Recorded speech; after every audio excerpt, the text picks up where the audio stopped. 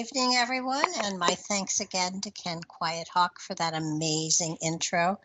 Uh, I just love his voice and his website and is spectacular. He's at nativestorytellers.com, and he and his wife are native storytellers, and they do amazing things, and you should check them out. His website is phenomenal, and his voice, of course, I don't believe can be topped. So, welcome to Nightlight again, and tonight's our night to have adventures with Michele Avanti, and Michele is here with us. Michele, welcome to the show. Awesome. Everybody made it tonight. I'm so proud of myself.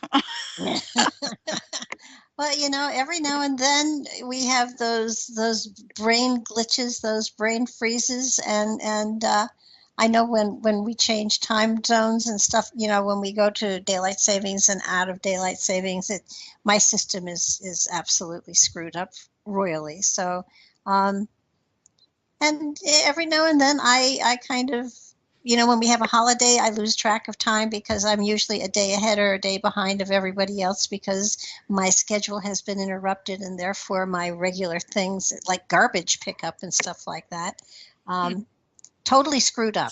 So it happens to the best of us, so don't worry about it. And actually, Mercury was retrograde, and Yeah, it's still retrograde. Just about ready to go forward, though. How often during the year does it go retrograde? I mean, is this something that happens, you know, reasonably often, or is this? It's 3 times a year. Feels like it's a lot more than that. I know, and it's because, you know, it usually takes about 3 weeks. And when you count the shadow that comes before and the shadow that comes after, that adds up to 5 weeks. And 5 weeks is a lot of time when you figure it times 3. That's, you know, 3 months, a little over 3 months out of a year. Oh, wow. And there's another statement that I hear frequently thrown around by astrologers, and I've even been saying it wrong. It's the moon is void, of course, but that doesn't mean, but it doesn't mean the moon is void. Of course it is. It means that the moon is. Well, it's very confusing if you don't know what it means astrologically. I mean, when somebody said the moon is void, of course, I assumed they thought I knew what it meant, and they said, of course, and I thought, well, of course it's void, and then I got a strange look, and I realized both of my feet were in my mouth. So. I mean, the moon goes void, of course, to explain that in a very simple way, okay? Happily. Based on Ptolemaic, okay? Ptolemy was an astrologer, and he had the basis of the aspects that we use, which are the conjunction, the opposition, the square, the trine, the basic aspects. Once the moon has passed every basic aspect, it is what we call void, of course. So it has no more basic aspects that it can make to any planets. That period of time before it goes into the very next sign is a period we call void, of course, moon. And that happens every couple of days. And sometimes it's only for 10 minutes. Sometimes it's for a few hours. But when the moon is void, of course, it's a period of time where you can pretty much say anything you want to anybody, and they probably will never remember it. Oh, wow. I'm going to start paying attention then, because, you know, I thought it meant that it wasn't aspected by anything, so that it wasn't influencing anything, so that it was kind of a nothingness. Well, it kind of is. It's like, you know, astrologers will always tell you, don't start a new venture in a void, of course, moon, because the chance that it will ever go anywhere is not high. So, you know, if you're sitting there having a great conversation with somebody and you say, oh, man, we should do that. If the moon is void, of course, you're not going to do it. And how many times has that probably happened? More than I care to actually admit, to be honest with you. But it's sort of, there is so much built into astrology that most people don't realize is there. Most people just think it's, big deal is where the stars were when I was born, but how does it predict my future? And the reality is, I mean, it gets down to when you can meet someone, when you should say I do. It gets into past lives. I mean, your astrology chart has a ton of information in it, on top of being also an amazing tool for learning and getting into self-awareness and some of your emotional blockages and all sorts of phenomenal stuff. So a good astrologer becomes a fabulous counselor. Yeah, we have so much to offer the individual. I think President Reagan is the greatest example of the moon voida course. He used it. His wife, Nancy, always had astrologers that she worked with. And he used it whenever he had to tell the American people something he did not want them to think about. He made sure to do it during a void of course moon. And when we look back at President Reagan, we think of him as a great president. Most people in this country will tell you he was amazing.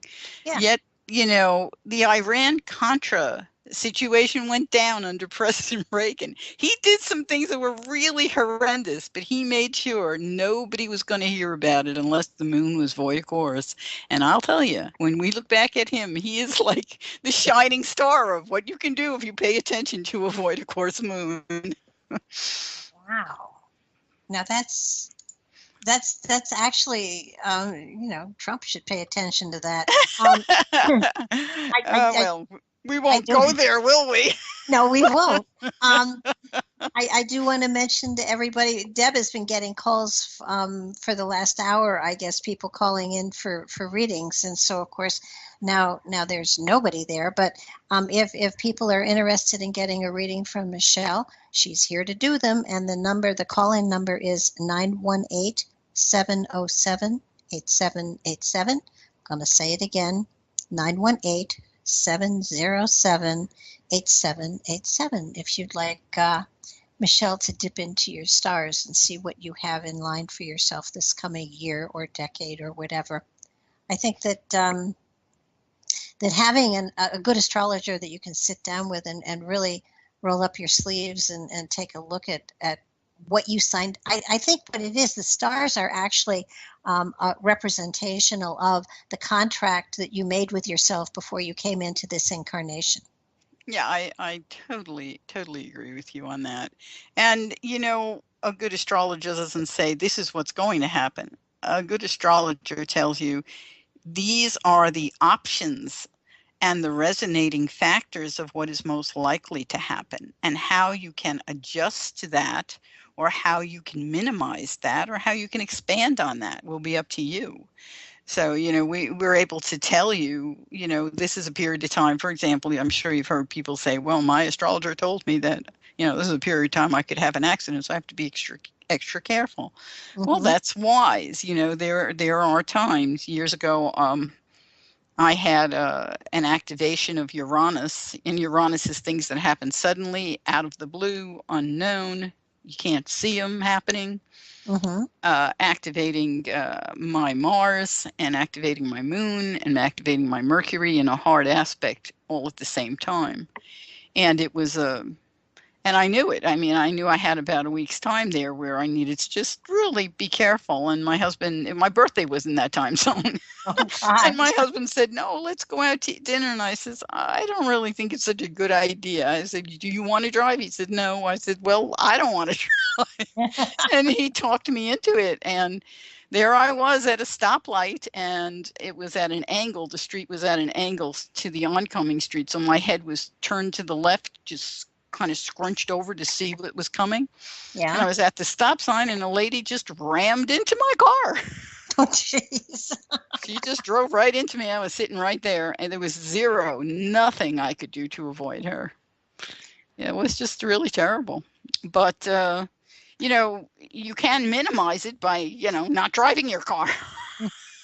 Well, but aren't there things that even though we know that they might happen, that are necessary in order for our evolution to Sure. happen. So no matter. I agree with that. I mean, I do my best though, if I see something challenging, I'm going to tell the client, and of course it's always up to the client and the karmic situation. We do solar returns for people, and there are when you do a solar return, when your birthday comes again, okay, every year, when when the sun in the sky goes back to the exact degree it was at the moment you were born, based on the location you're going to be on your birthday, we create what is called a solar return. It's like a birth chart for the upcoming year for you. Mm-hmm. And that can help you achieve certain things if you get it done ahead of time, so we can try to move that chart around. So in other words, you might have to travel somewhere in order for you to get the best chart possible. And I've had people say, well, I really would like to enhance my options to have a relationship. So we'll look at the chart and see what I can do with it. But invariably, if karmically they're not supposed to, Mm-hmm. all the locations will be in the ocean. Oh, jeez. It's like, well, I just can't do anything for you. I had one client who actually got on a cruise ship. Oh, no. Oh, it was hysterical. She called me from where she was on the ocean to give me the latitude and longitude so I could see her chart. Oh my Lord, that was hysterical.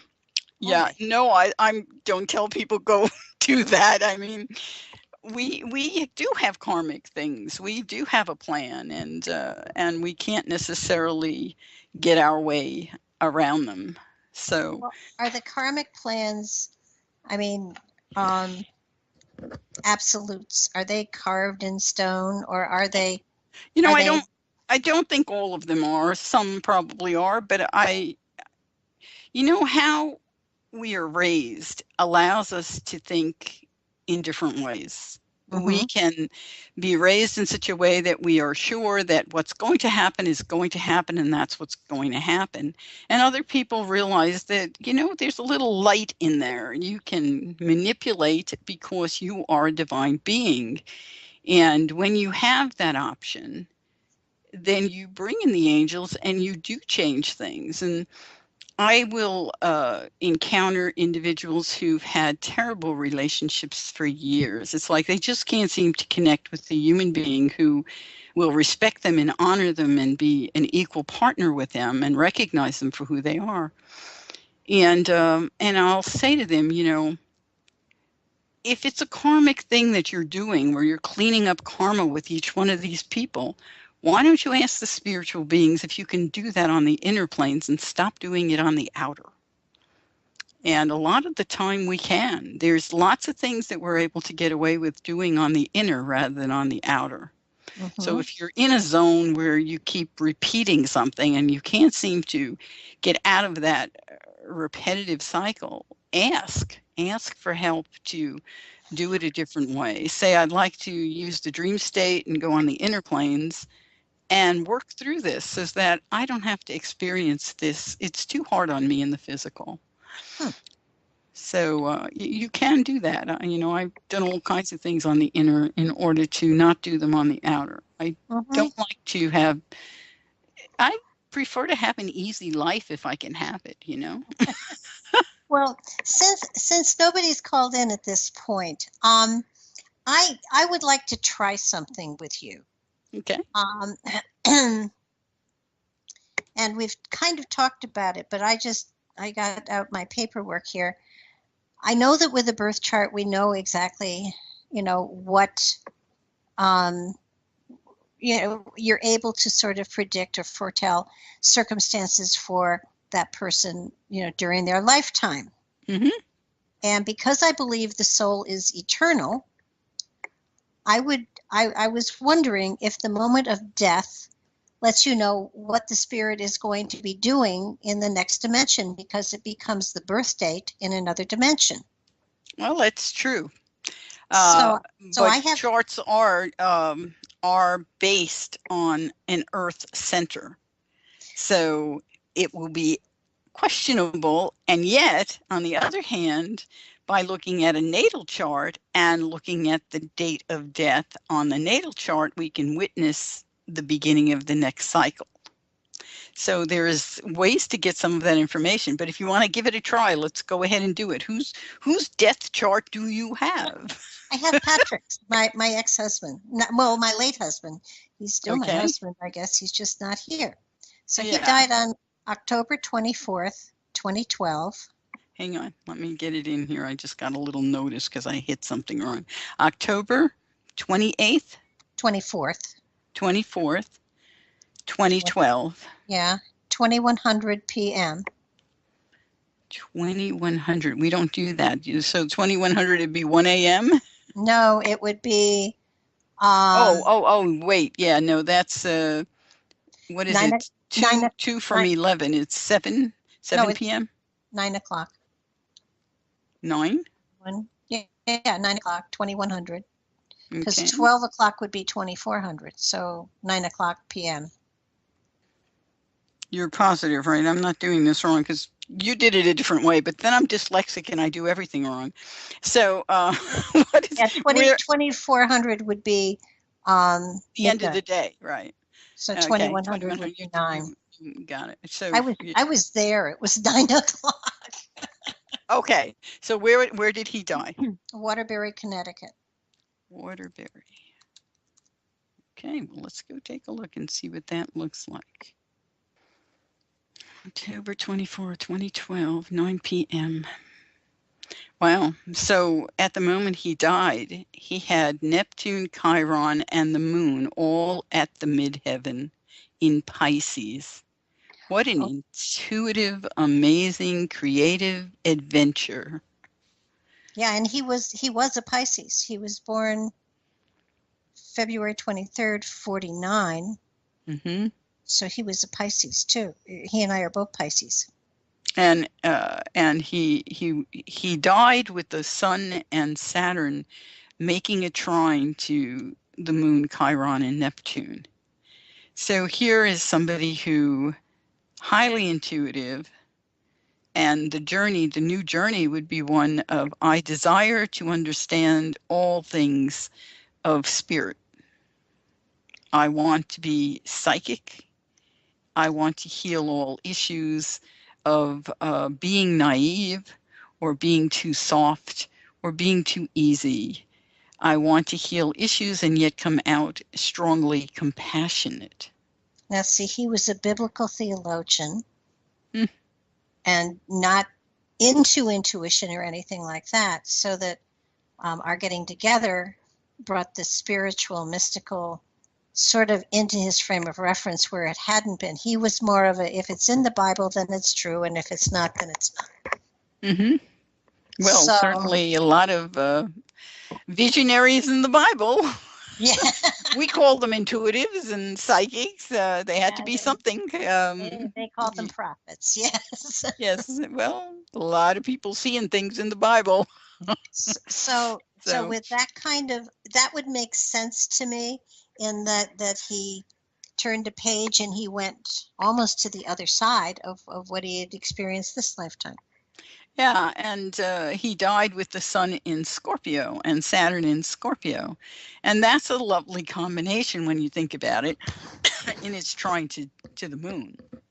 It's basically saying, I am coming into a new life where I will have both my emotions and my personality or ego working together to discover what power is, what is real power, what is the stabilizing or the central understanding that goes through all space and time of what power is. What are the real controls behind the throne? Mm-hmm. And yes. I will open the door to understand that. So it's an interesting, a very strong statement. Well, he was a researcher, and he always questioned everything. And I often said, I'm surprised they even let him in on the other side, because, he would be hunting down everybody and saying, what did you really mean? Yes. Well, I think he's probably was doing that or is probably still doing that. Oh, I would imagine. Yeah. No. Saturn in Scorpio is someone who wants to have a foundation or knowledge and build that knowledge, and they will uh, dig in any way they can. And in the fifth house, they're landing in the fifth house here in Waterbury. So the statement is, I will socialize and connect with others who can give me this information. And the trine to the moon at the midheaven in the 10th house says that I will have the opportunity to connect with so many, probably we could say from his biblical perspective, people who are prophets or people who wrote religion or people who are spiritual. Mm-hmm. And their opportunity exists for me to understand those states of consciousness. How cool is that? Mm-hmm. Yeah, you often, as a medium, I don't get, I can communicate with spirits. I know they're okay. I can give them, people, a modicum of information. But as far as, what they're going through, what levels of instruction, what their spirit is involved in is a whole nother ball of wax. And, you know, um, I often find I am communicating with people that haven't been through the spiritual 101, that haven't been given the guidebook yet as to where do I go and what do I do? Why am I here? Because it's merely a clearinghouse for other dimensions and other possibilities for the spiritual development that's going on. So that I know for a while they are on the other side, in that dimension, and the longer they're there, they lose the density that they had as a human spirit, and they go more and more into an etheric form of spirit, and that etheric form is what moves into whatever future dimension life experience is most appropriate for the spirit. Mm-hmm. So that you do kind of wonder, where are they going? They don't always necessarily come back to this planet, but they do go into situations that will enable them to grow and to stretch and to evolve to an even greater degree than they already are. Mm-hmm. So you kind of, and some come back. I fully intend to come back because I have a great time here. But Mm-hmm. put me into a body of someone who doesn't believe in any of this stuff, and it's going to be not a fun thing. So, I kind of want guarantees before I sign up again. Good luck with that. Yeah, well, this is true, but just. The thing about signing up is we are like children. Mhm. If you say to a group of kids, okay, we're going to the coast. Who wants to go to the coast? And some of the kids don't like water. They're going to just say, no, I'm not going. And the rest of them are going to say, wow, awesome. Yes, I want to go to the coast. So everybody gets in the car who wants to go. No one has any idea what they're going to experience going to the coast. Mhm. And no one is going to give them a guarantee. Although they may say, okay, I guarantee we'll all go horseback riding when we get there. I guarantee we're going to build castles in the sand when we get there. And I guarantee we're going to sleep overnight at this hotel and have the best dinner at this restaurant. So you get maybe 4 or 5 guarantees. But the journey in itself is the revealing experience. Mhm. And the conversations that go on in the vehicle, and the conversations and the people that you meet, and the creatures that you meet, and the way the sun shines or rains or whatever happens, all of those experiences are unidentified. So that's pretty much the way it comes when we decide to come back here. We get a few guarantees. For example, you say, I want to clear up the karma with that guy. And you're gonna, because you just said you're gonna. So that's in your roadmap. You will stop at some point in your life and clear up that karma. But there's a lot of space between clearing up the karma with that guy and the rest of your life. So, It's true. And the thing is, in my understanding, and of course it's limited, and some of it is, it's got to be this way. And I jokingly say, at some point in time, your spirit goes into the house of reincarnation, and you sit down with a counselor, and she gives you a checklist, and she says to you, check the things you want to experience this lifetime. And by experience, you don't get details like, I want to have a car accident and I'll survive it and yada yada yada. You ask for situations that enable you to grow in this particular area. Mm-hmm. And so that, and some people sit there, and they've been on the other side a long time, and they are pure spirit, and they figure out, well, why don't I just finish it all this lifetime? I'll check all the boxes. Oh God, no. And there are idiots like that. And then there are other people that say, I just would like to have a nice, calm, nothing life, and just be on the earth plane. And so they don't check any boxes. And both are mistakes, because if you don't check any boxes, you could end up in a perpetual coma for your entire lifetime down here. And if you check all the boxes, you could be one of those people that are constantly having issues blow up in your face. So, and when we're on the other side, we've been there long enough so that we don't think about what might happen. We just think, oh, I'm going to go back down to earth again. I think it's time that I stretched myself a little bit more. Or it isn't earth we come down to. It's another planet altogether. It's another environment, another dimension, another life form, another avatar, another atmosphere. So that you're asking for situations that will help your soul to grow and develop. And I every now and then think that sometimes people get together and they go to a local bar and they have a couple drinks before they sign up to reincarnate, and they sit around talking and say, I sure as hell am not coming back as your husband because you were a crummy wife. And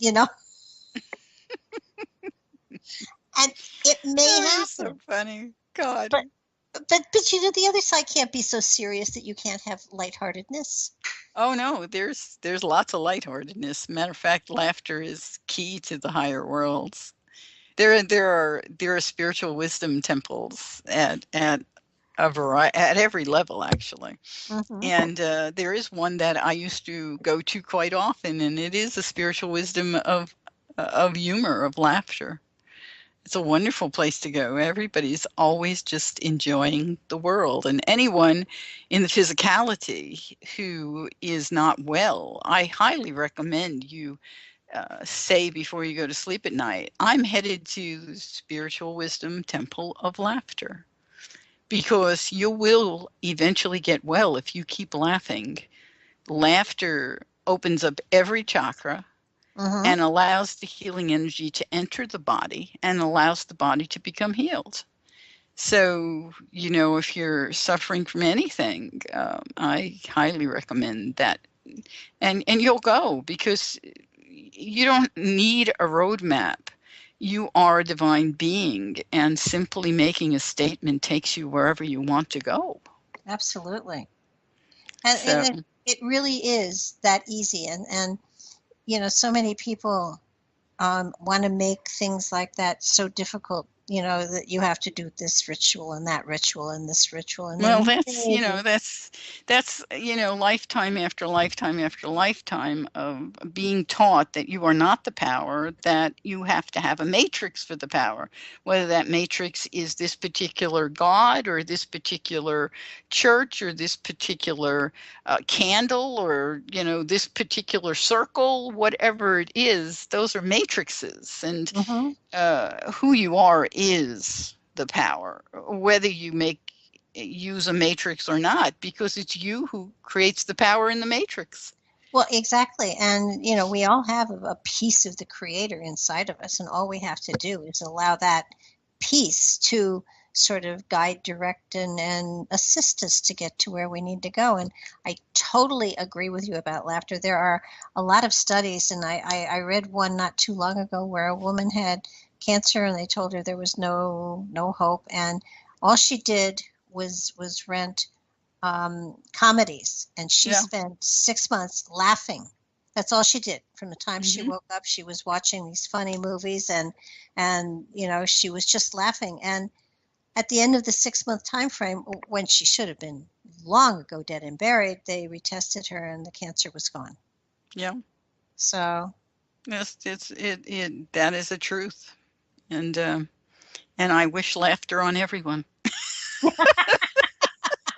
well, it's in this field, in this craft, this profession that we're in. It's not a profession, it's a way of life. Um, if when you're working with people, you can get them to laugh, there's hope.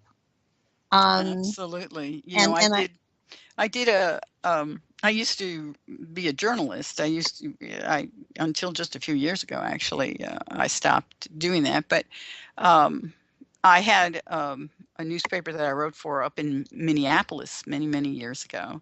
And I was assigned to do an interview of the man who was the head of human psychology, human health for the state of Minnesota. And his name was Hank at the time, and he was a wonderful man. I went to meet him. He was a psychiatrist, and he worked with, dozens of psychiatrists. And one of the key questions I asked him, and I will never forget it, this is a man sitting there in a suit and wearing a tie that looked like a fish. And you have to keep a straight face. Okay. At any rate, I asked him, I said, well, you are the person who is the line between a person being officially considered insane and being put into an insane asylum or being put back on the street. What is it? You know, what is the element that you look for? How can you make that determination? And he said to me, there is no sense of humor. It is gone. They have no sense of humor. ah That blew my mind. And I will never forget it as long as I live. Now I don't know many crazy people. No, I don't know anyone who you could say is officially crazy. We all have our moments when we're crazy. That I believe. Yeah. Oh, You know, I absolutely. years ago I was Spirit always has me do strange and unusual things when I get into a situation with someone who is losing it. Mhm. And I was with some friends and we were in a car headed to go pick blackberries. And one of the people in the car was just really off the charts. They couldn't say anything positive. It was just negative, negative, negative. And I finally said to Spirit, you have got to help this person. What am I supposed to do with them? And, they're making everyone else in the car very uneasy. And as I'm driving, Spirit has me turn down the street. And as I turn down the street, the right side of the street is it's a cemetery, just a cemetery with no walls or anything else, just gravestones, a whole acres of gravestones. And so I stopped the car and I says, okay, you want to die? Get out and go lay down over there. And they just looked at me and the whole car burst out in laughter. It's like, okay, reality check. Oh Okay, we can gosh. start again and everything's fine. So, Spirit has a way of helping you along if you ask for help. And I never know what it's going to be, but it was totally remarkable to me. Well, when I served in the pulpit, the very first time that I did, I was so serious and I researched it so thoroughly, and my message was so intense that I put 90% of the congregation to sleep. I put the girl at the organ did fall asleep, and I kind of took a nap too. So it was, and after the service, people thanked me, and I guess they were thanking me for the good nap. But I was pretty sure I would never be asked back, and they did ask me back, and when I did return, I got it to the pulpit and I said, I promise you, I will never give a sermon to you again. That was horrible. And that there are people, that there are people here is just amazing. I said, and I don't feel qualified to give a sermon to you, but I will share with you some of the lessons in my life that I have had and the wrong turns I have made so that you can make your own and you don't have to make the same one I did.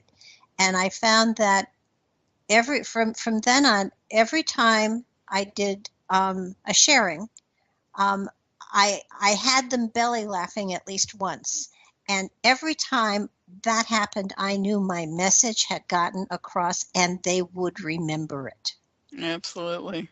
Probably And the greatest compliment of my entire life. And, I've had compliments over my lifetime. I've been very grateful to have them. But I taught a lot of astrology classes years ago, as well as other classes in tarot and whatnot, meditation.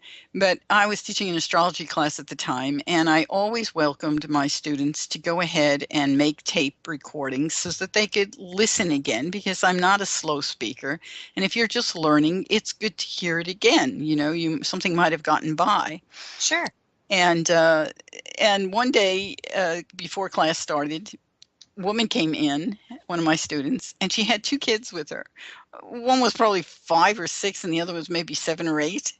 And they came running up to me and they says, "Oh, we love you. We love you." And I'd never seen them before. And I says, "Oh, well, thank you."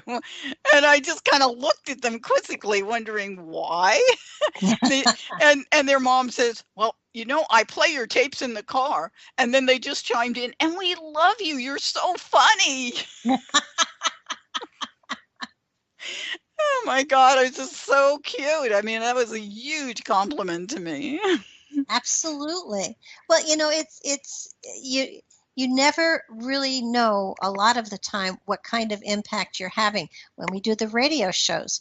You and I are talking, and people from around the world eventually will be listening and tuning in, and and it's kind of like we don't really know exactly um, what the impact is of what we say, and yet I get wonderful, wonderful feedback from people, about how they heard the show and how much, and in some cases, one or two, that we changed their life. Yeah. Dannion Brinkley, I don't know if you know who Dannion is. He is a friend of mine, but he wrote a book. He's the man who hasn't been able to die, is the way he marks himself. He was on the phone speaking to a friend in the middle of a storm and got electrocuted, basically burnt up from the inside out, and didn't die. But while he was out of the body, he ended up remembering every experience, and it happened to him more than once. 3 times he's died, as I know of. But he said that while he was out of the body, he experienced seeing all these different people who had come through his life and who he had touched or connected with, and feeling their emotions, not his own, but their emotions through those connections. And one of the people, he said, "I was just walking through a turnstile, and a woman was coming through from the other side, and I smiled at her and I waved and said, 'Hi.' And then I went on. And that woman was about to commit suicide. And because I had said hi and smiled and gave her all this love that she felt, she didn't commit suicide." Wow, how cool is that? Michele, I think we have a call. Okay, then. Hi, caller. Are you there? Is that me? That's Hello? you. Hi. Who is this? This is James from Sydney. Hi. James, what's your date of birth? 17 June 1969. June. You just had a birthday not too long ago. Happy birthday. That's right. Thank you. June 17th, 1969. Do you know what time you were born? I believe it was around 5 p.m. 5 p.m. And where were you born? Melbourne, Australia. Melbourne. Is that where you are now? Oh, I'm actually in Perth now. Oh, wow. Yeah, I travel. So this is so cool. You're in tomorrow, so we know that Earth is not ending today. You're crazy. Because no, he's in our future. I know. I love that. I don't, I have some clients down in Australia. It's always very difficult to figure out when to talk to them. Oh, wow. Well, let's take a look. Is there something you want me to key in on, James? oh gosh, look, I guess is it one question? I think is that how it works, or well, let's look at career, shall we? Well, no, it works that I just will look at it. But if you have something you want me to look at specifically, I will focus there. I mean, as I look at your chart, you have a Sag rising, so I'm not surprised you're from another continent and calling here. Sag rising usually has a very wide world outlook, but Saturn is very close to your ascendant, and so you may be feeling down or depressed. So do things good for yourself. Treat yourself really kind while this is doing that, because it's a very challenging period of time when Saturn is in this position. Plus, it is challenging your natal Pluto. So that can be kind of difficult. And I don't know if your dad's alive or not, but issues with people in positions of authority can be very challenging during this period in time. This would not be the time to ask for a raise. I wouldn't. So I would stay away from that. And in a couple of months, it will have passed over there. But it is going to make a square to Uranus before long, too. And I probably should go forward to take a look. In your chart, when we talk about career, you have Virgo, if the time is right. And we don't know the exact time. You said 5 p.m. And so I can be off here a little. If you're not feeling down, or you've been feeling down for a while, then this chart may be off in that the timing is I'm late. Or if you're not feeling any of that, I might be early. I don't know. Okay. So I want to be careful of giving you timing when we don't have an exact time. But nonetheless, it's somewhere in there if you were born around 5 p.m. And looking at your chart, you have Pluto going through the second house, if this timing is right. And it's only recently entered that house. When Pluto goes through our house of money, it is not an easy experience. The good news is you were born with Pluto in Virgo, so Pluto in Capricorn, when it goes direct again and it gets closer to the 22 degrees, is going to give you some opportunity of empowerment. But while it's going through your second house, you can't be sure of money. And that's the big problem with it. It's like Pluto, wherever it goes, it kind of gives you a couple of years, then it removes everything. So you have to start again, then it gives you a couple of years, and then it does it again. So while it's going through your house of money, you can have ups and downs with money. So I always recommend, when I see it in that house, don't just spend money no matter how you're feeling. And there can be times where we have Jupiter activating our moon or activating our Venus in our charts, and we feel like we're on top of the world and we can spend money. Don't do it, because Pluto will be a while going through this house, and you don't want to take chances. I always say, I'm an Aquarius, but Saturn is the ancient ruler of Aquarius, and some of us tend to be pretty shy of throwing money away. So, but it is going to, when it gets to 22 degrees, there will be an opportunity, and I kind of like to go forward for that. So tell me, have you been feeling what I'm telling you already, or it's in the past, or what's going on? Well, look, that's yes. So with the down stuff, look, absolutely. I think since Easter, which is since April, certainly it has been, okay, not depressed, but certainly blue a lot. Yeah. It makes you feel cold. You don't feel like you're lovable, or you feel like even loving anybody. I mean, it's a challenging experience. Yeah.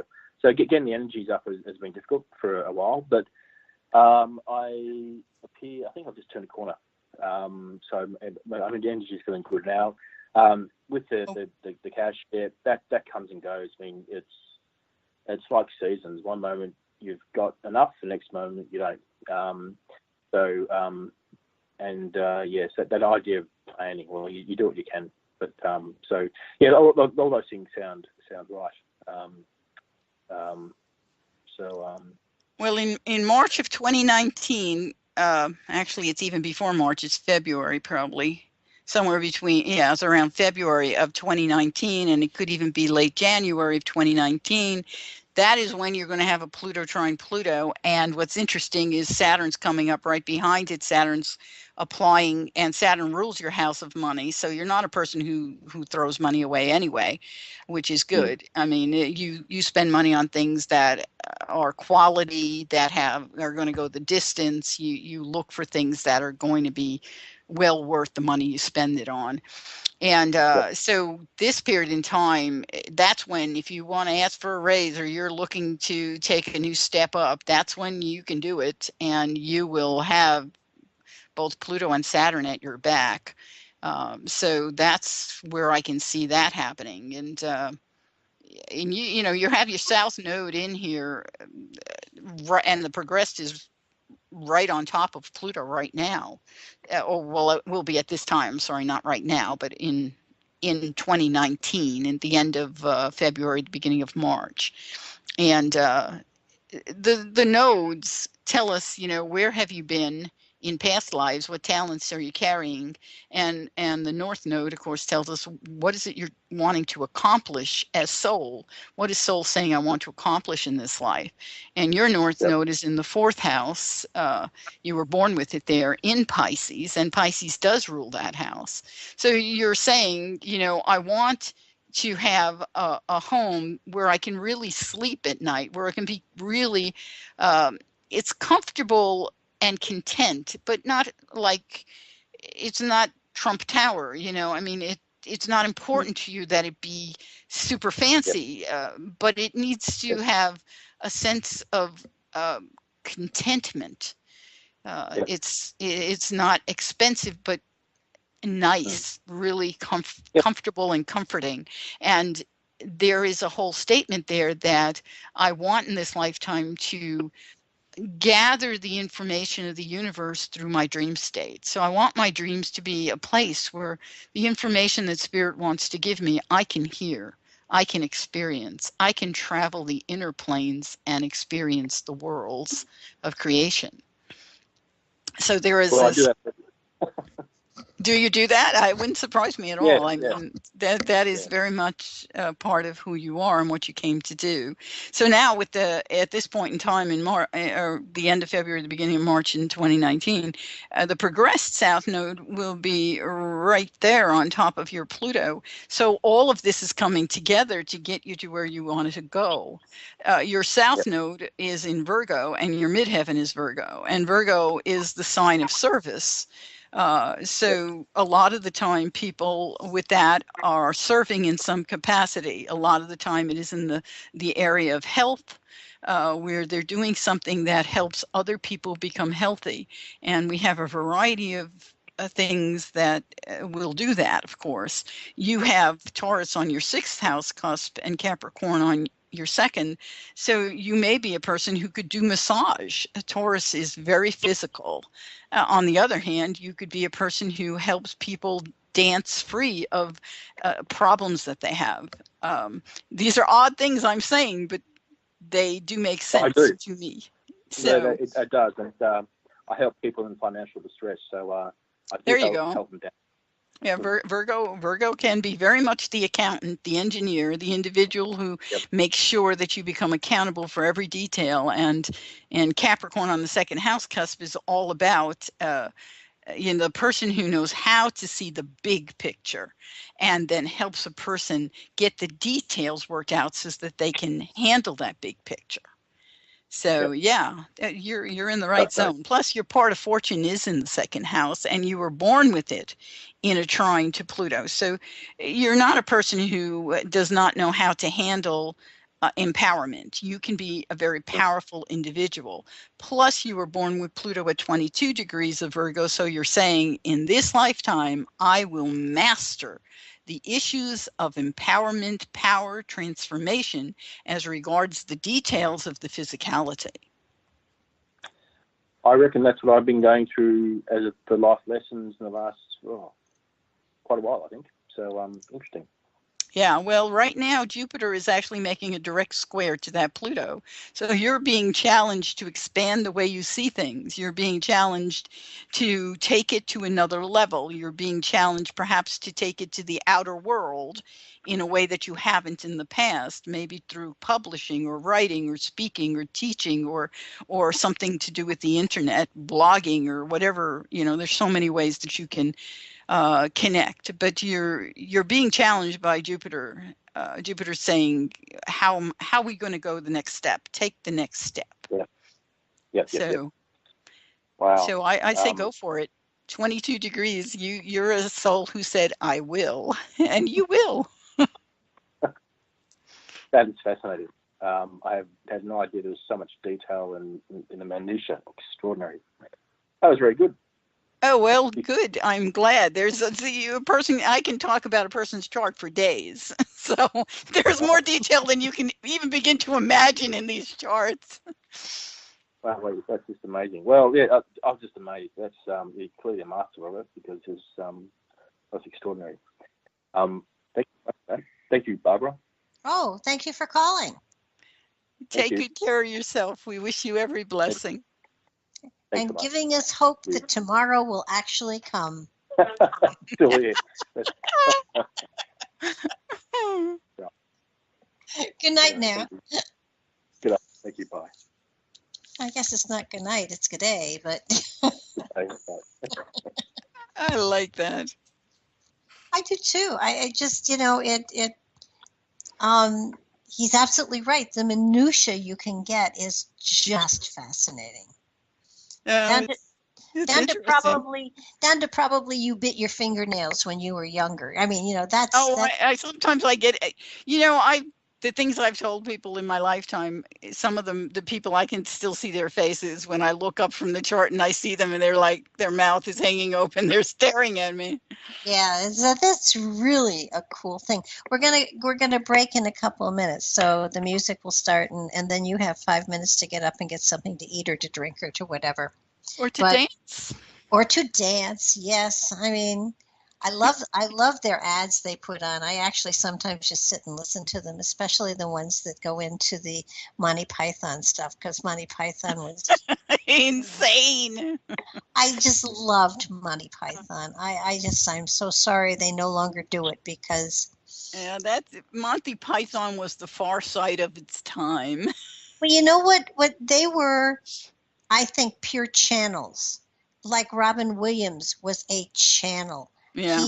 He channeled stuff. He just put his ego aside and said, let her rip.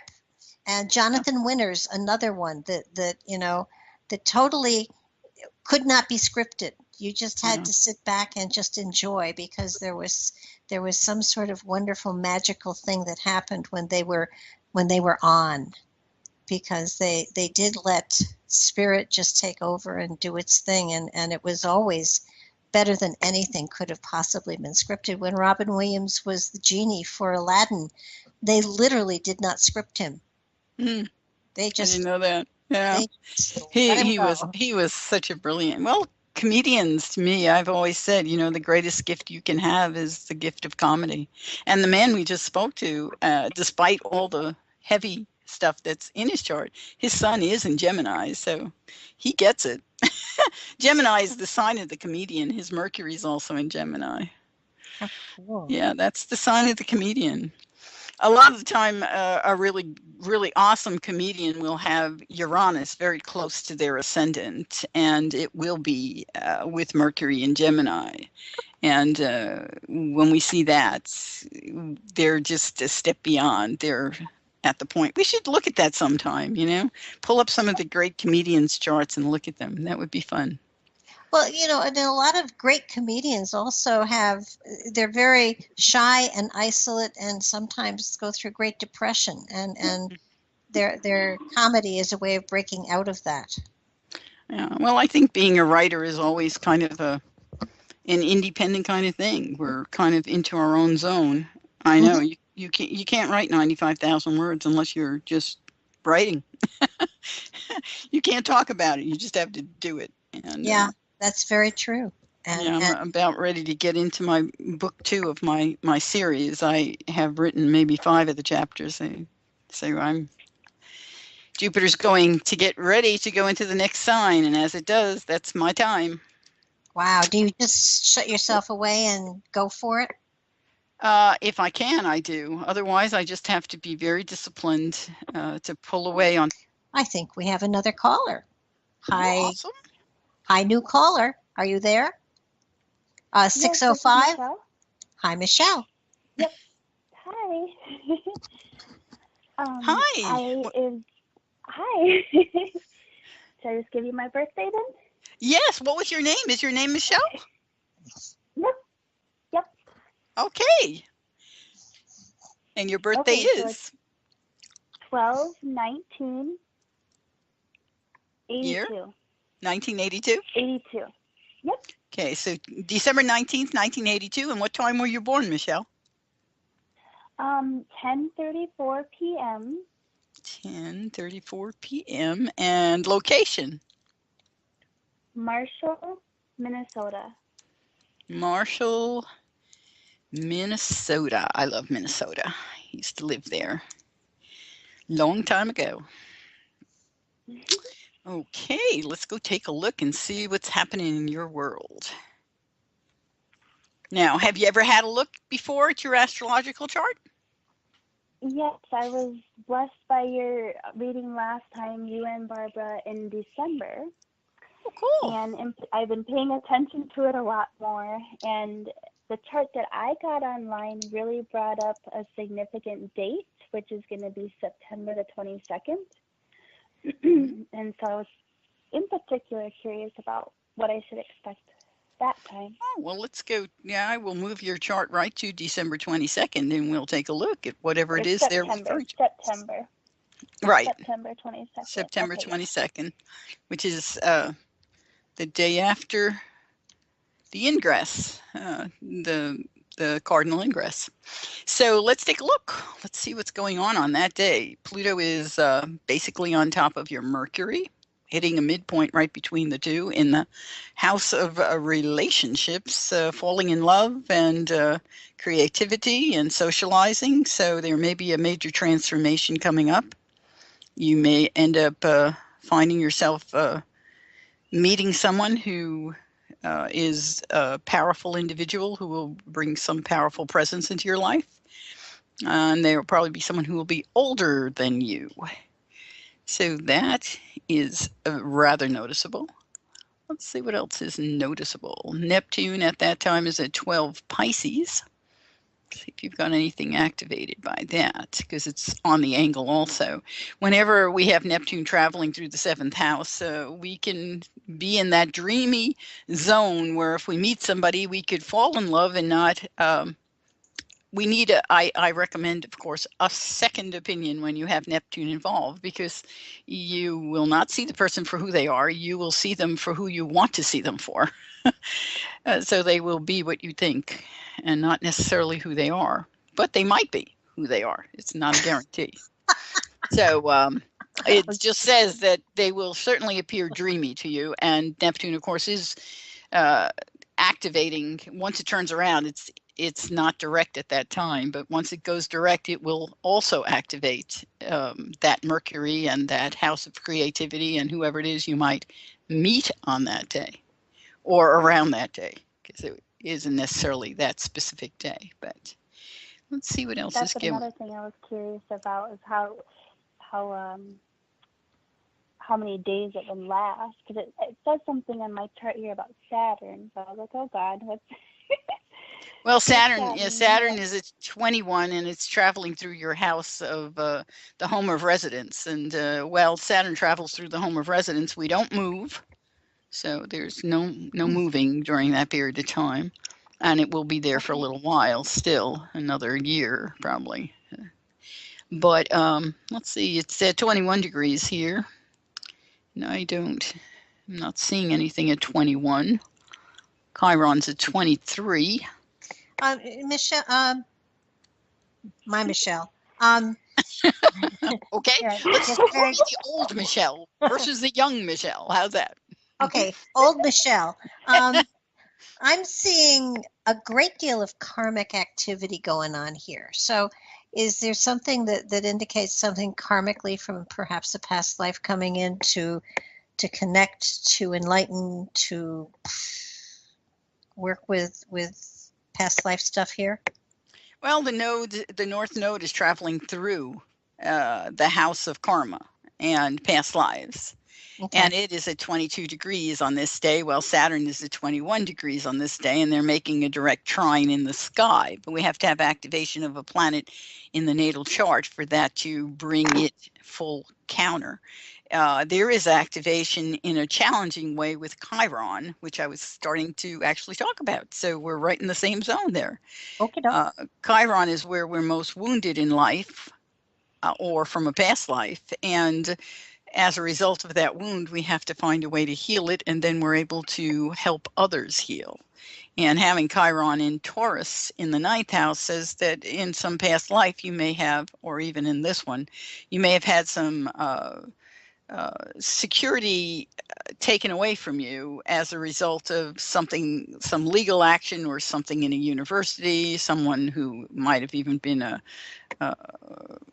craftsperson or someone who we could say a religious leader, but it doesn't really feel like that. It doesn't feel like that to me. And with Saturn making quincunx action, there's stress going on here, trying to get whatever this old issue is healed. And your progressed moon is in this same zone at 24 degrees. So really, you should already be going through whatever this is a month ago, a month before this, which would be the end of last month and somewhere where we are in time now. That progressed moon is at this point in time on top of your Chiron. So something to do might have to do with family, have to do with a home, have to do with your mom. There's something there that where you feel like something that happened with her or through your family that you feel that you've been wounded or hurt, and something of your own security, maybe property, you didn't get something that you may have felt you should have gotten, or something wasn't given. Do you understand? Do you have something that relates to? Not particularly with property or security, no. But definitely since, birth with my mom. Okay. She just pretty much not There's something there ever, and then right. Okay. Interesting. Yeah. Yeah. Well, and I try with her, but it doesn't really work.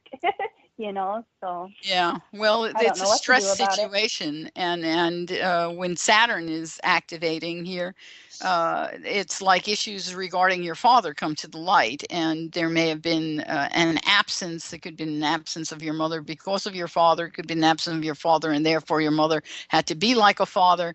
There are a lot of different kinds of statements that can come out that cause you not to have some of the loving experience or the sensual or I want to say, when I say crafts, when we think of a mom, we think of someone, a positive kind of attitude is they make nice things for us. They're there for us. They make sure we have nice clothes to wear and whatnot when we're children, and those things, some of them might be missing, and it may have been, at this point in time, you may become aware that it's not just your mom. It may have had something to do with your dad. And sometimes when we grow up, we have to discover that dad is not the glorious person that we may have held him up to be when we were children. So can I interject? That's like 100% what I'm going through. Okay. Yeah, go ahead. And of course, this has nothing to do with the astrology, but I keep getting that there is a past life where the two of you were family, and I'm not sure exactly what the relationship was, but I do know that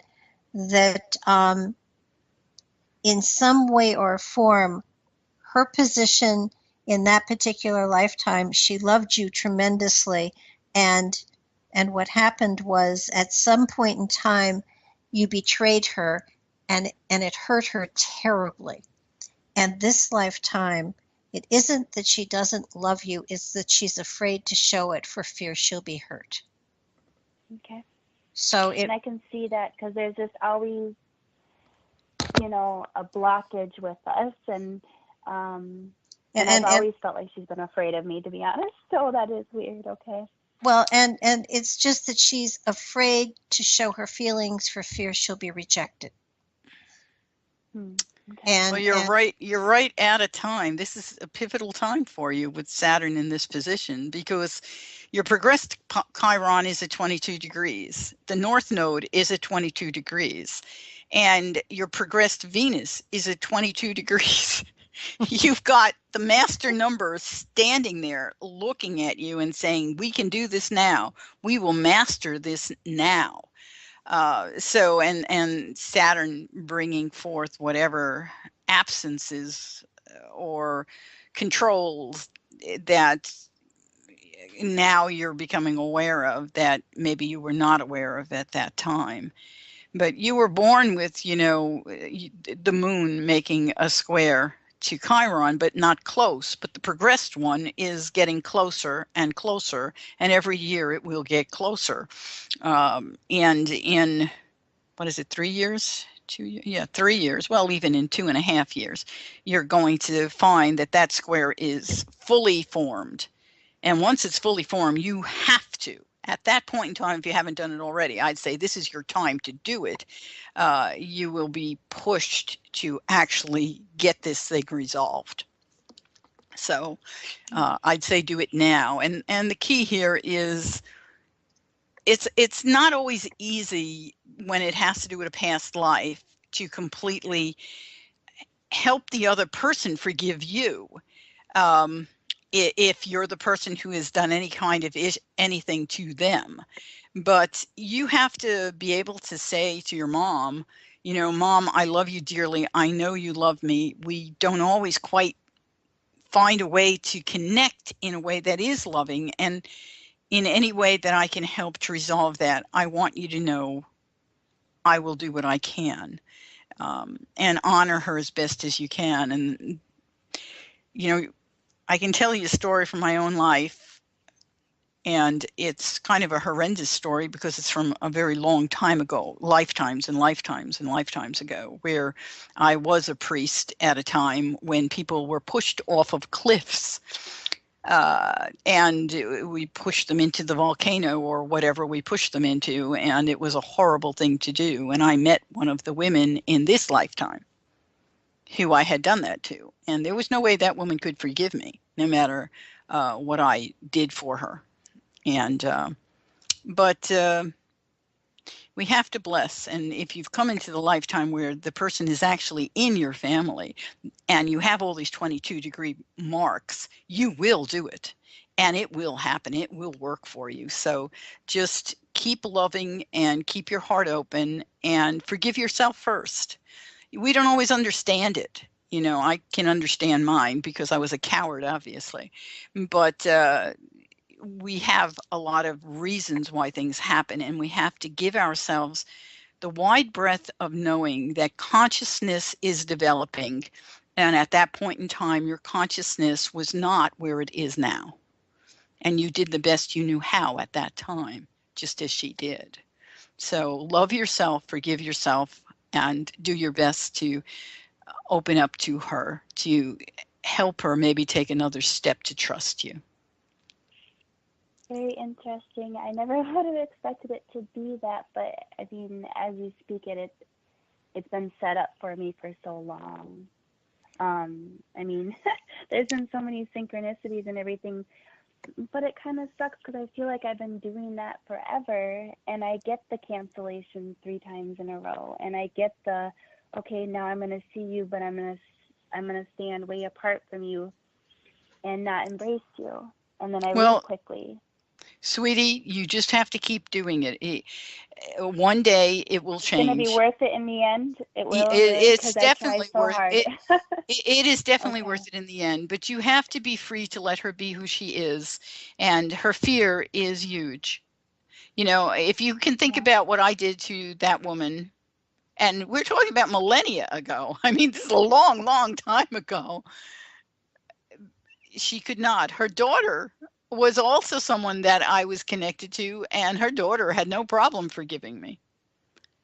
But different people have different states of consciousness, but you just have to continue to be wholly who you are now, and love as best as you can, and suggest to her, if you can, Mom, please, if you could just try a little bit to take a step, I'll show you you can trust me.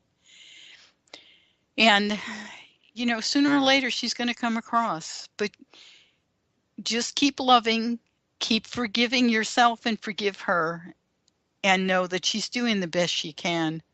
That's all any of us ever really do. Yeah, I have to say, it isn't that she doesn't love you. She's afraid of being rejected. And the fact that the love is there is much to your advantage. If she just didn't care for you, it would be a whole nother ball of wax. From what I see, she loves you very much, but she's afraid of being hurt again. And sometimes when that hurt is so much in the subconscious, she doesn't realize why she's feeling the way she is. She just knows that it's not safe to really show you too much of how she truly feels. So that all she from doesn't. A different life. Wow, Yeah. interesting. Yeah, I don't know how to feel, but I'm just like, whoa, because I mean, my whole life she just hasn't been there for me, and she went and found a new husband who had 5 children, so we weren't on her priority list. She had 5 other new children to take care of. And then on top of that, she adopted 2 children slowly after that. Well, we're just out in the wind, not contacted with her. So now you're giving us the picture of why she's afraid, because she's already hurt you and she's fully aware of it. Yeah, I think she's fully aware that she hasn't been there for me, and Yeah. she definitely could have been better while she mothered other children that she didn't give birth to. Yeah. So it's confusing, but I definitely do try. But I mean, she cancels on me every time that we make plans, and and I always am like, oh God, please let her see the truth. Please let her see what's real. But yeah, lately I have been feeling like I just want to give up. Like, what's the point? Like, no, don't ever give up. No matter what, don't give up, because there'll be other lifetimes too. So just keep stepping forward, but learn a key lesson in life is to not have expectations. And that is the greatest challenge for all of us. When we have no expectations, nothing can hurt you, nothing can damage you. Simply go forward and have no expectations of what the results will be, and give Spirit the opportunity to step in. I do like that idea, and I think I definitely do go in with expectations, and it's going to be a hard one for me not to. Any suggestions? The spiritual beings told me that I needed to start doing that back in the 90s. And it takes a lot of work to do that. It's not an easy thing. I can't tell you, you know what, if you just write it on your hand or tie a little knot on your finger, you'll do it. You just have to make a conscious effort to say, all things are perfect no matter how they appear. I know I am loved. And I know on the inner, my mom, who is physically my mom in this lifetime, loves me intensely, completely. And it is only her fears that keeps her away. And her fears may be tied to shame that she feels. Right. And I do understand that, and I it's so crazy because I have understood that more and more with my mom. Like you said, the knowledge that she had at the time, she just wasn't able to be there.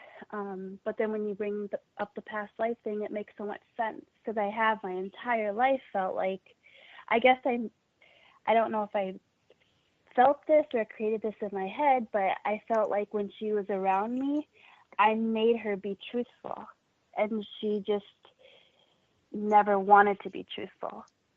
And so whenever she was around me, she's like, oh no, oh great, she can see right through me, you know? Mm-hmm. So I don't know if that ties in with anything. And then crazy that you bring up my dad, because I recently did set boundaries with him and it didn't go very well. And then, you know, he just texts me little texts and it's just weird because I'm trying to have a new relationship with him so that it can be a win-win thing instead of domination on me thing. And I have to deal with that too, I guess. So I'm excited about the 22 because I didn't realize that was coming up for me, but I'm ready to take the challenge. Yeah, the 22 tells me you will master this. And sometimes mastering it is not what you expect. That's why I say let go of your expectations. People, when I say you'll master it, they may think, well, everything will go the way I want it to. No, that doesn't necessarily mean that.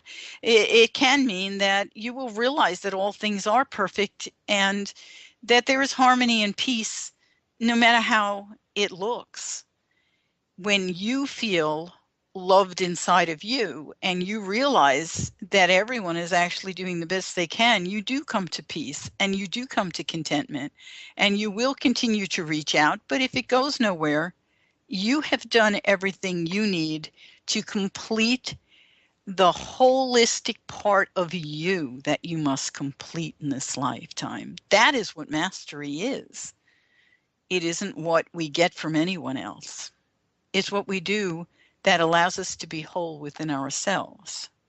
And it also, our very first relationship, the very most important loving relationship is with ourselves, not with other people, but it's loving yourself and being content within yourself and being proud of yourself and thrilled with yourself. And the more that becomes not ego, but to just love yourself as who you are, then it's easier for other people to love you. You know, it's Very true. If any one of us could just understand how much Creator adores us and sees us completely individual, completely unique, each one of us. We are truly completely unique. If we could just get a glimmer of that, it would be helpful. Do your best to remember that. You guys do a good job in showing me. I am. No, I just looked at my phone and it's 22 minutes, 22 seconds. I'm like, okay. No, I love it. Thank you. And it just, yeah, it is. It's a hard thing. And you can't really talk to anybody about it because they haven't lived through it. And I'm trying to think too. I definitely have been working on the self-worth stuff. And it does tie in with my parents because, especially my mom, I always felt like, foolishly felt like, why, you know, if my mom can't even love me and my mom doesn't even want to spend time with me, then how can I be good for anything? Yeah. I'm right there with you. So. Yeah, so that's I'm right there with you. And I didn't even realize I had those problems until a few years ago. And the self-worth thing, I didn't realize how bad it was, you know, but that's something I always said to myself for so many years. So it's like, you know. Yeah. Well, you know what? We all have the ability to rise beyond the physical experience of parenting our parents, you know. When I was little, my mother was not a normal woman. She might have been present, but, you know, she did things that no normal mother would ever do. And she said things that would make anyone feel like they weren't worthy of being alive. But, you know, eventually it becomes your responsibility to love you and to understand that no matter who your mom is, a part of her absolutely loves you. But moms don't always know how to show it. They are also involved in their experiences and their perceptions and the way they were raised, and they are challenged. We want them to be perfect. We want them to be that loving, wonderful being that we always think a mom should be. But they're human beings. And the states of consciousness of the mom are usually nowhere near the expanded consciousness of the child. So love who you are. You're divine. You're delightful. And you know what? Me and Barbara love you. Yeah. Thank you. I love you guys. You No, know, I'm that's so sure. sweet. You're right. And I do got to remind myself of that because, and I do see it a lot. I really, really do. But then I feel like I get stabbed in the back so many times. So then I kind of felt like lately, is it even worth it? I mean, am I going to keep doing this and then another thing happens? But see, that's because you're having expectations that it will be right this next time. And that's why you feel like you're stabbed in the back. If you have no expectations, you won't feel that. You know what? Say, that's a hard you know, one for me. Okay. it's kind of, if you ever worked with a feral cat, you know, you can get out there and you keep giving that little kitty something, and hopefully someday they'll let you pet them.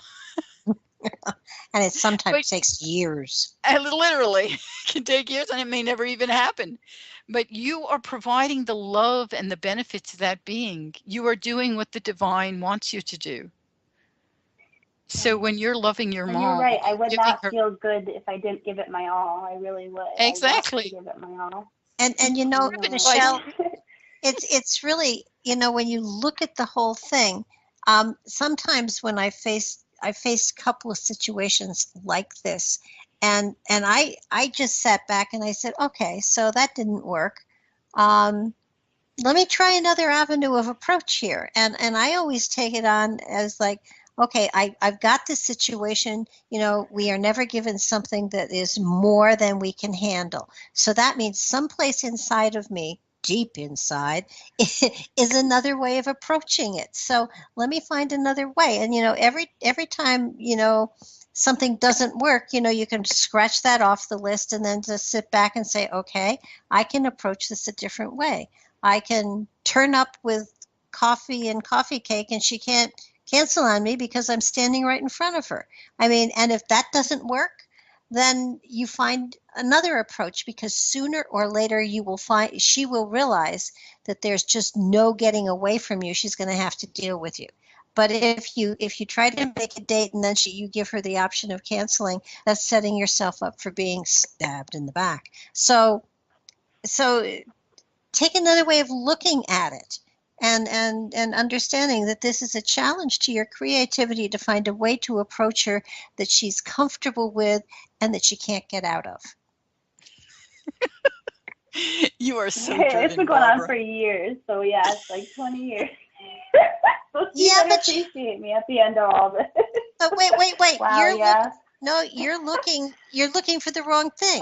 You have to, you know, it's not that she'll appreciate you, it's that she'll at least let you in the door. But I don't feel like I want to get in the door lately. I feel like, is it worth even getting in the door? Absolutely. And when I say stabbed in the back, it's more than just canceling, you know? No, I got you, but you're don't take the emotion out of it. It's a challenge. Don't let it get the better of you. I mean, I was in a spiritual development group, and there was somebody in there that her name was Jane, and I just loved the way she talked. I loved her attitude. I loved everything. And she and her friend decided that the group was, well, they thought we were a cult eventually. And when they left, I thought, yeah, and they cut everybody off. And I kept thinking to myself, I really like her and I miss her. So I started once a month calling her just to say, hi, how are you doing? How's your cat? How's your dog? How's your kids? You know, and then I get off the phone. And this went on for a couple of years. And finally she said, you know, you call me about once every month and just to chat. You never ask anything. It's always very light conversation. Why? And I said, because I like you and I want you in my life, no matter whatever way you will allow me to be in your life. I'll accept that, but I like you. I enjoy talking to you. And I'm not willing to let somebody as special as you go.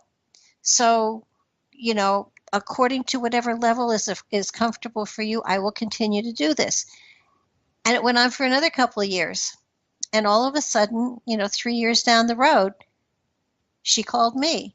And I went, whoa. And she said, yep, I figured it was my turn to drop a dime. And I said, okie doke. And, and it never got to let's have coffee, let's have lunch, whatever, whatever. But now it's almost on a yearly basis. She got a divorce. She moved to Wounded Knee. She's living with an Indian there.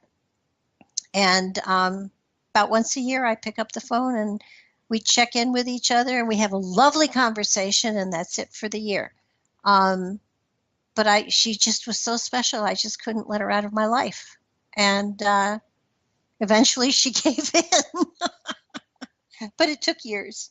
It took years. That's cute. But it does work. It does work. And so should I just go with an attitude of like, okay, I'm going to invite my mom.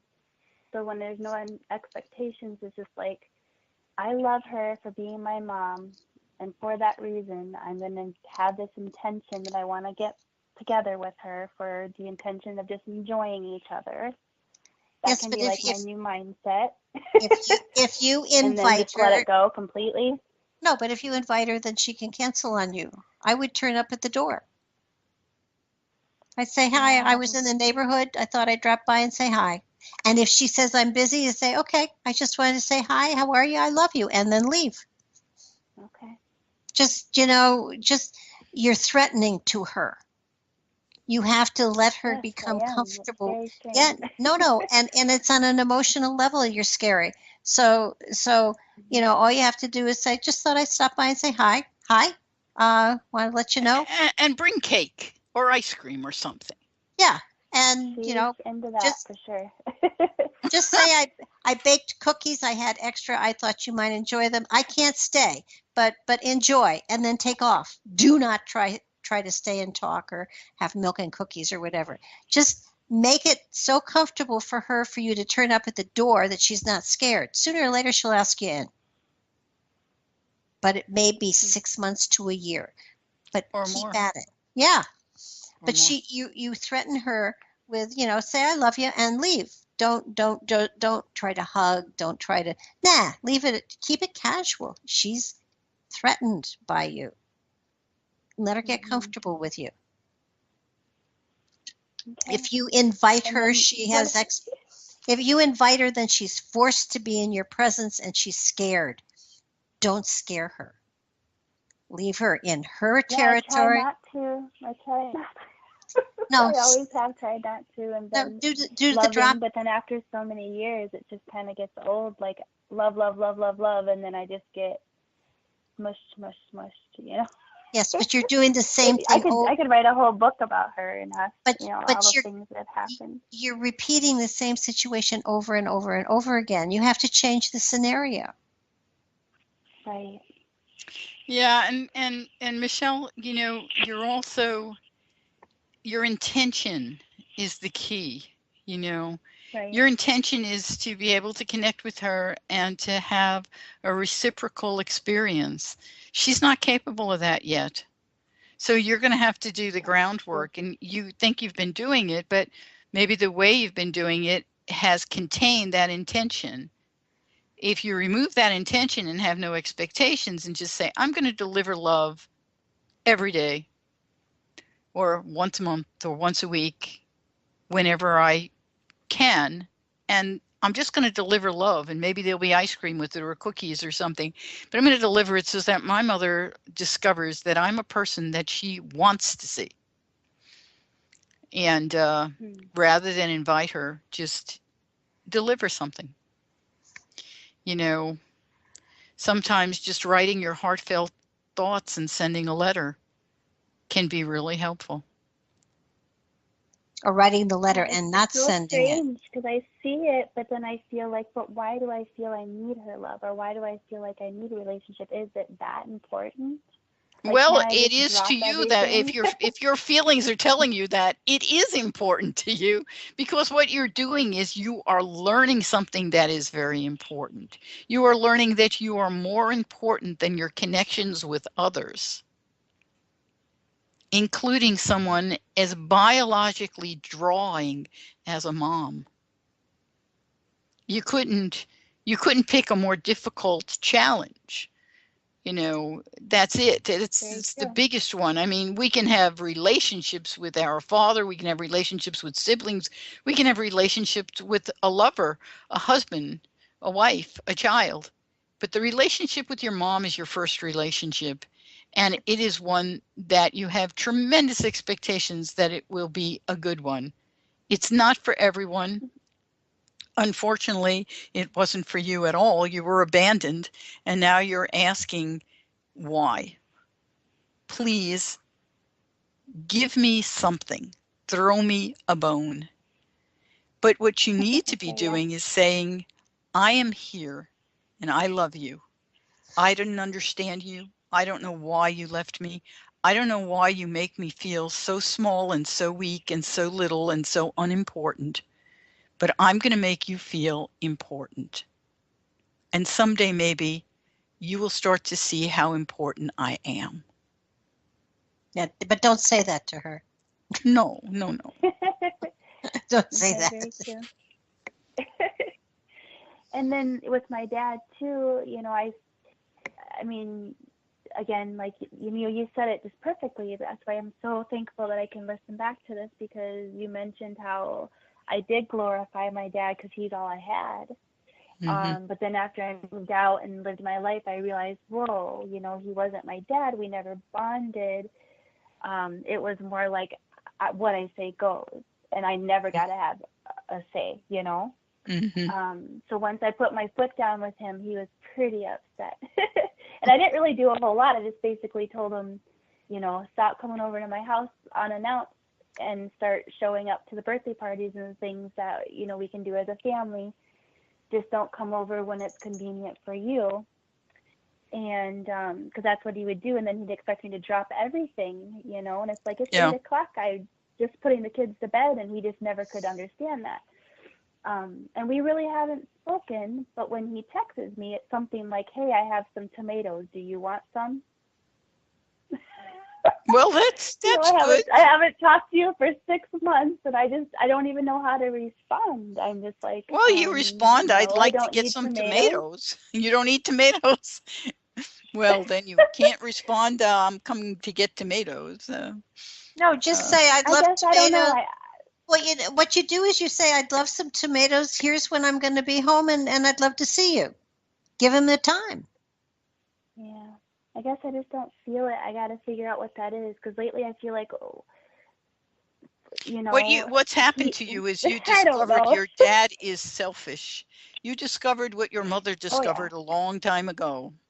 That your dad is selfish. And, you know, that's okay. He is selfish. That's who he is.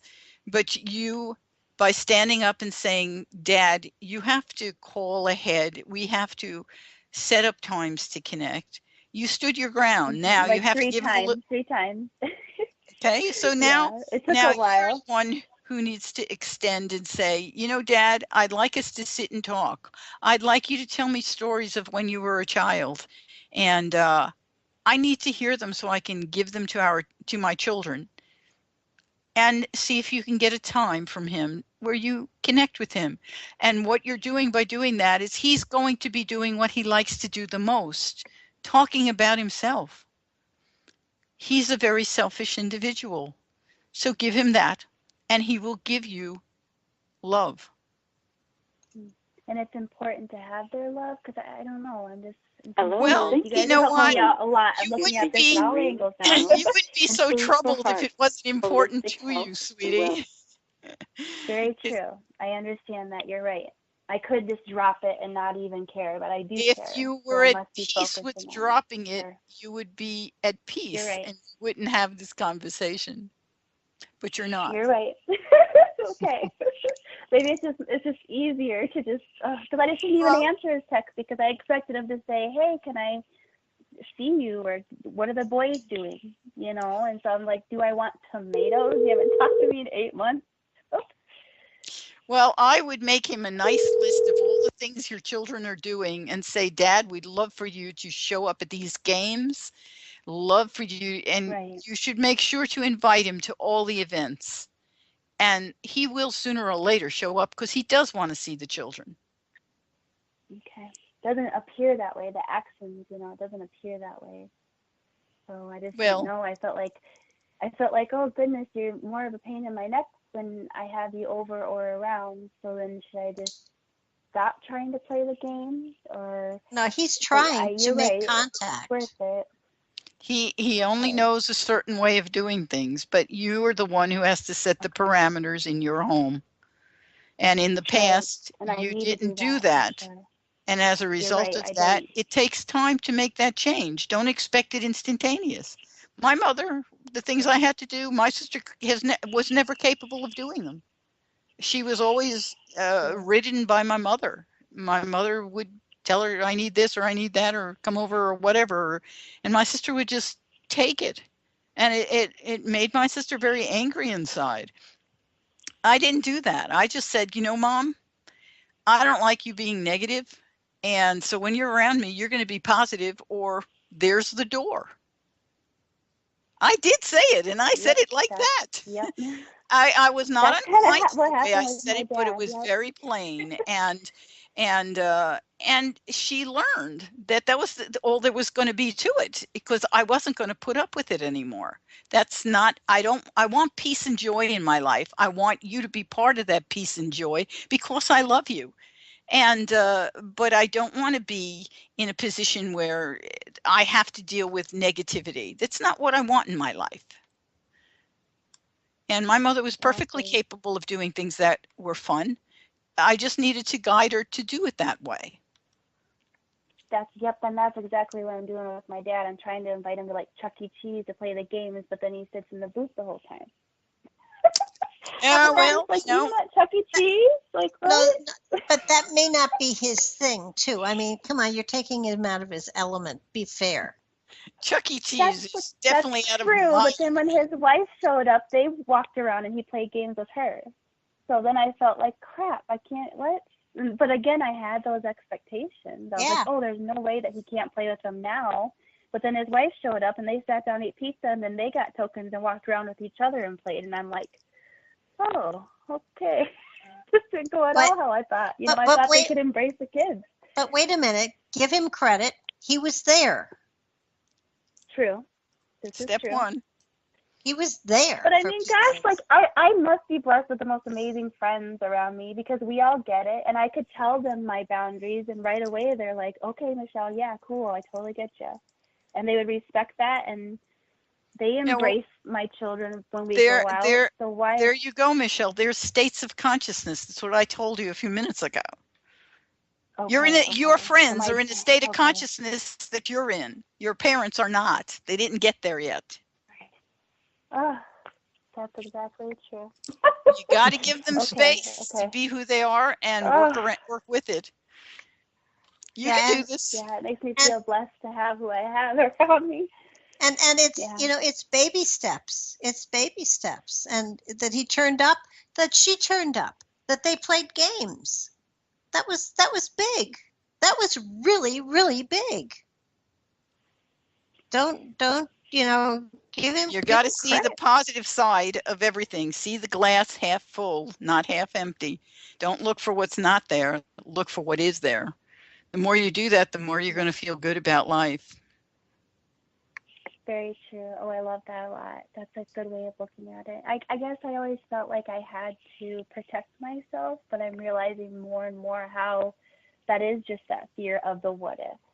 You know what you're doing? I mean, do you see what you're doing? You are afraid of being rejected, so you're not trying. That's exactly what happened with your mother. Okay. You're becoming your mother. Oh my God, don't say that to her. Oh, there's been a lot of examples of that in my life, and I just try to get better at it. No, but small times in my life. Do understand what you're doing. I mean, recognize it, stop it, and change it. Okay. You know, so like life is thing not. With my dad. Life is not as complicated. What could I have done then? As we make it. It always drains back down to a very simple practice And that is to just do and treat everyone, including your parents, the way you want to be treated. It doesn't matter what they give to you. It only matters what you give to them. Anything they give to you is just a bonus. Because when you end your life and you leave this body, you need to be able to look back and say, I did the right thing everywhere. I did what I knew was the right thing. That's contentment and peace. Whether a mother or father comes to your aid, that's not what makes contentment or peace. That is a nice positive experience, but spirit will bring someone in to pick up the slack. And it may be a best friend. It may be a person you don't even know.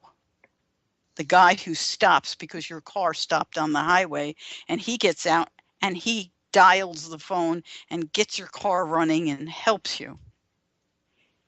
Know that spirit's always there helping you, and see your life as going down a path where you do what you know is right in your heart. If you do that, you'll always be at peace. And that's what we're all really looking for. We want to be in a place of peace and joy. We can't guarantee a parent will be there. We can't guarantee a parent will be kind or understanding. We can only know that we had parents because someone had to give birth. So cherish what you have. You're going down the right path. I'm definitely appreciating a lot right now. I'm like, oh my God, this is awesome. Because I definitely just, like a week ago, was like, I'm just done with both of them. I just don't need parents. They're out of my life forever. But that's the easy road. And you're right, I wouldn't be talking about it if I didn't care. And I do care.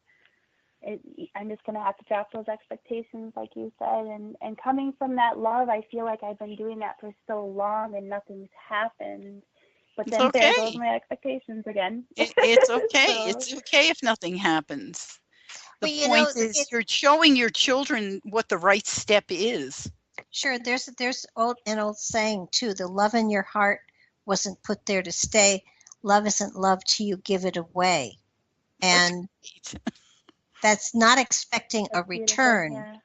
That's not expecting a return. The more you give, the more you have access to. Yeah. So I'm so thankful for my conscious friends and for you guys for being conscious.